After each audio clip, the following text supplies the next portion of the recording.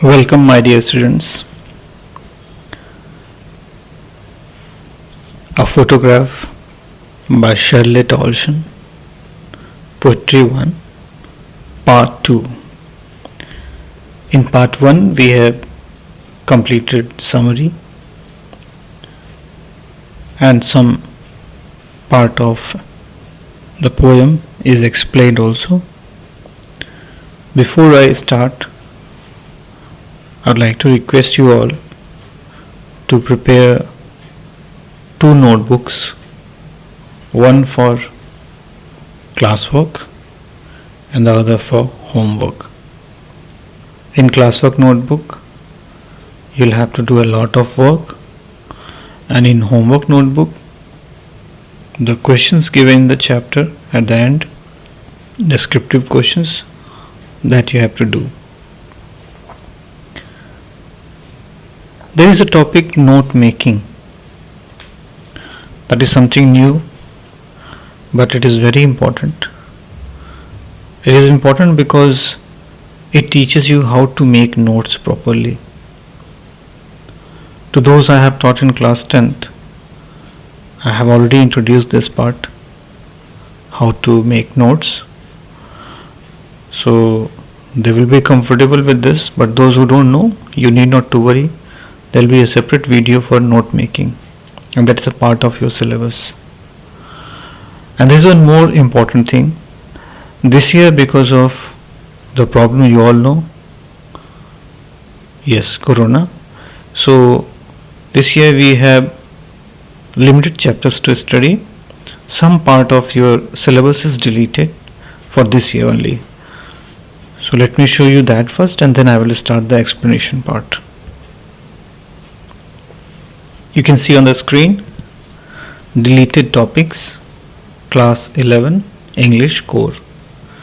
From writing, classified advertisements, letters to the editor, application for a job, article, report writing, narrative. All these are deleted. From grammar also, modals, clauses, change of voice, error correction, editing, these are removed.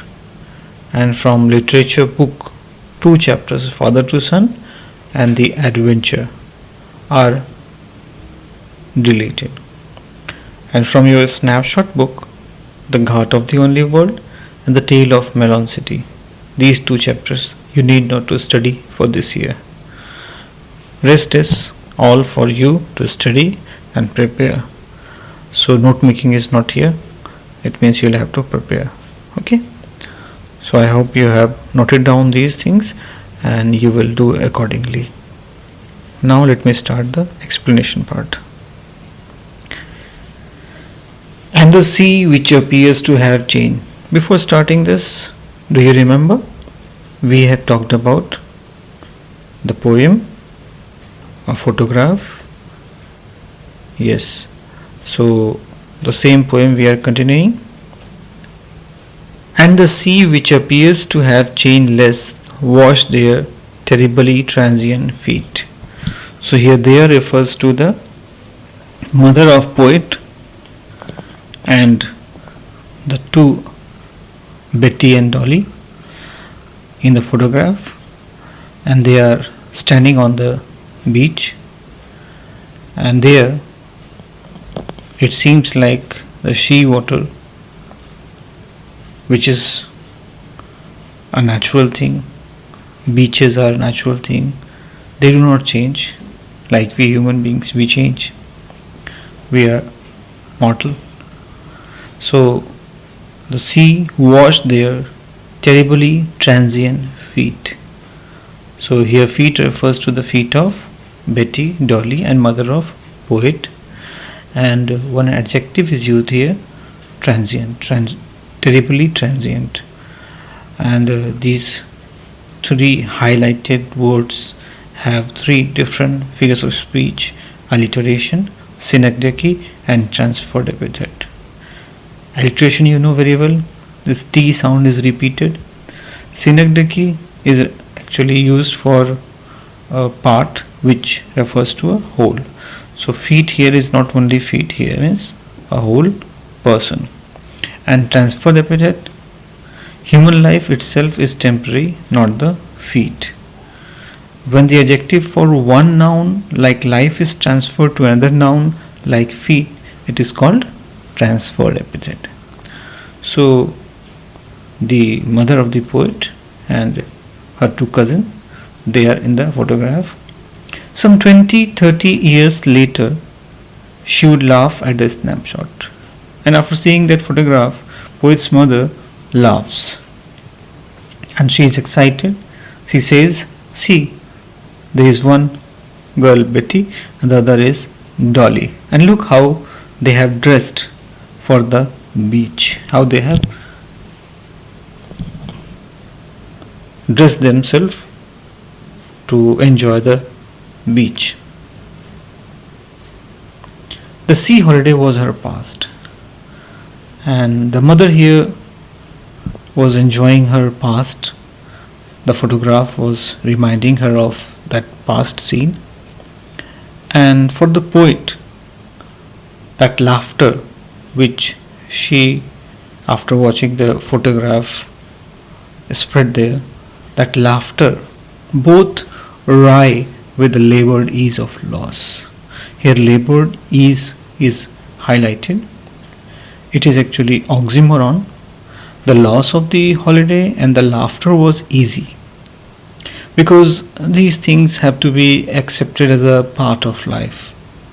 They are merely a part of the past, and it cannot be brought back or relived.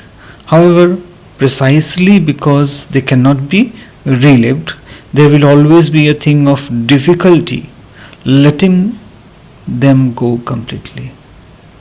So remembering is easy, but letting them go, that is difficult. They will always be seen as a loss. Now she has been dead. Poet's mother has been dead nearly as many years as that girl lived. Here that girl is again highlighted. I will tell you why it is highlighted. And of this circumstance, there is nothing to say at all. So now it has been 12 years. Her mother, poet's mother, passed away. The girl in the photograph seems like a different person altogether. That's why that girl is used here. Thus, the use of this word, that girl, is referring to a different person altogether. It's silence silences. Silence silences is again highlighted.